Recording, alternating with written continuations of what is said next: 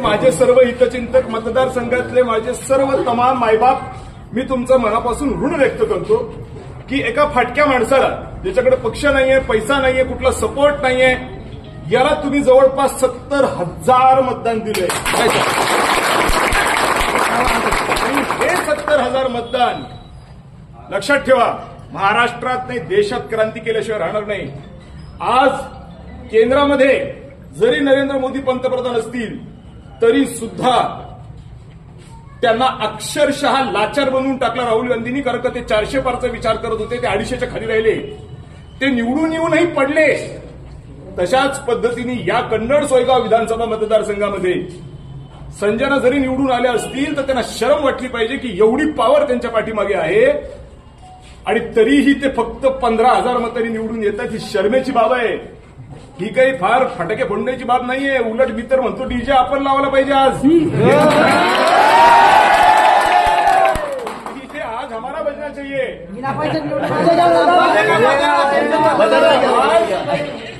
आज खरा डीजेचा मानकरी कोणी असेल तर या मतदारसंघातला तो सर्वसामान्य माणूस आहे जो विकल्या गेला नाही आणि इमानदारीने मतदान केलं त्यांनी. हा इमानदार माणूस हा या मतदारसंघाचं नव्हे महाराष्ट्राचं भवितव्य घडवणार म्हणजे घडवणार. माझ्या तब्येतीची काळजी करत बसू नका. मी ओके झालो एकदम. माझं काहीच वाकडं झालेलं नाही.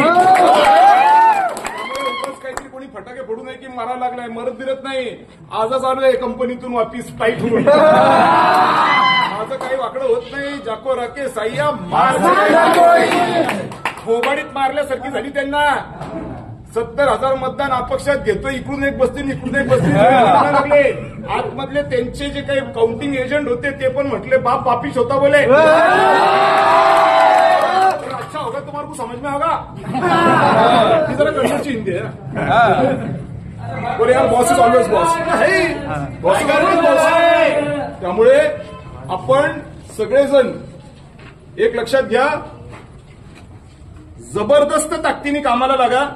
कारण की एक खूप मोठा, एक अक्राळ विक्राळ स्वरूपाचा सपोर्ट आपल्याला उभा राहिलेला आहे. अक्राळ विक्राळ स्वरूपाचा एक महामानव आपल्या पाठीमागे उभा राहिलेला आहे. मोठा माणूस.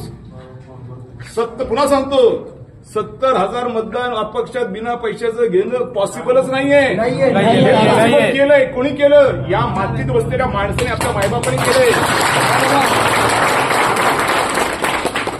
त्यामुळे याच्या सेवेला तत्परच राहणार. याच्या सेवेमध्ये कुठेही खंडन पडणार नाही. आणि आता राजकीय बोलायचं जर ठरलं, पुन्हा एकदा तुम्हाला सगळ्यांना सांगतो, आज रात्री मी पार्टी करणार आहे.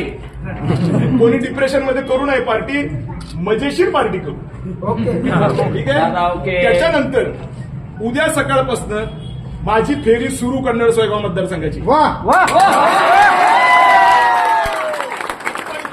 चालू करणार मुक्कामी दौरे. यांचे भोंगे वाजवणार म्हणजे वाजवणार.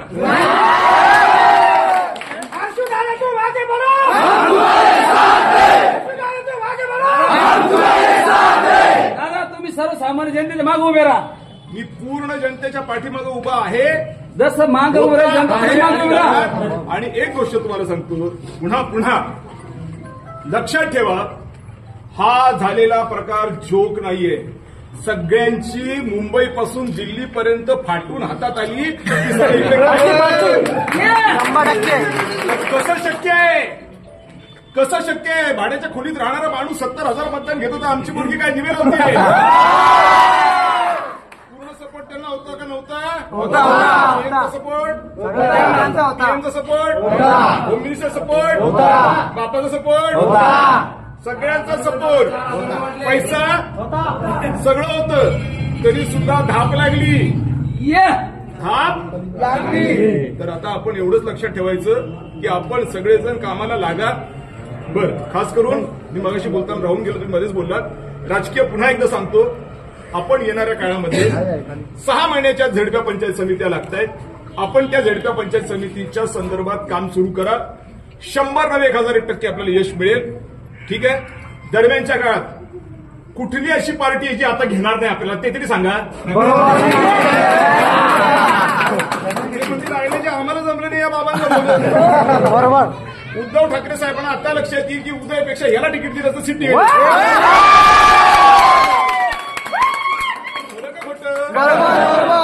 मग आता उद्धव ठाकरे साहेब असतील, पवार साहेब असतील किंवा काँग्रेसचे लोक असतील, मला नाही वाटत की ते स्वतःला कंट्रोल करू शकतील. हर्षवर्धन जल्दी आजा. और अगर हम और वो मिल गए तो झडपी पंचायत समिति कोई बड़ी बात नहीं बॉस, कोई बड़ी बात नहीं. ठोकून देऊ.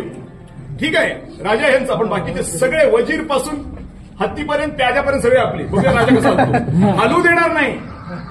आणि अधिकाऱ्यांना सुद्धा या व्हिडिओच्या निमित्ताने हा पण एक क्रॉप करून पाठवा. कुठल्या अधिकाऱ्यांना, बरं अधिकाऱ्यांचं खरं म्हणजे अभिनंदन आहे, धन्यवाद आहे, कारण सगळे अधिकारी माझ्या बाजूने होते. खरं सांगायचं म्हटलं, कारण आतमध्ये मी बघत होतो सगळे प्रार्थना दादा निवडून आला पाहिजे. आता त्याची कारणं काय मला माहित नाही.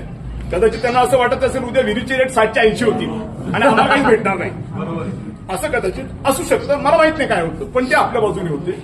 म्हणून अधिकारी वर्ग जो काही आहे, सगळे अधिकारी, सगळ्या डिपार्टमेंटचे, पोलिसांच्या सकट हे सगळे अधिकाऱ्यांना आपला संदेश द्या की असं काही काळजी करू नका की हे तुमच्यावरती अतिरेक करतील आणि तुम्हाला ते करायला भाग पाडतील. आम्ही तुमच्या पाठीमागे खंबीरपणाने उभे राहू, असं आपल्या वतीने त्यांना थोडंसं आश्वस्त करा. त्याचबरोबर हे जे काही धंदे आता ह्यांच्या डोक्यात येत असतील की अब हमारा राज आगे आप लोग कुछ भी कर सकते नाही करणार नाही करणार. हे विहिरीचे 60 आणि गोट्याचे 30 बंद होणार म्हणजे होणार. काय आपली ताकद, आपली बुद्धिमत्ता आणि इमानदार लोकांचे आशीर्वाद हे सगळ्यात मोठी शक्ती आपली. जर हे लोक, राक्षस लोक खास करून ज्याला आपण म्हणतो, घाबरत असतील कुठल्या गोष्टीला, ते एकाच गोष्टीला घाबरतात, इमानदार माणसाला ते लोक घाबरतात. आणि इमानदार माणसं या मतदारसंघामध्ये किती आहेत हे आता स्पष्ट व्हायचं बाकी राहिलं नाही. त्यामुळे आपल्याला ते दुरून नमस्कार करतील. आपल्याला काही त्यांच्यावर चढायचं नाही ना अपमान करायचा नाही त्यांचा, पण काय पण मापात त्यांनी पण राहावं आणि आपण आपलं काम करत राहू. तर चुकतंय बोलायला, त्यांनी पण हवेत येऊ नये. मला दिसतंय की ते हवेत आलेले नाहीये, कारण जेव्हा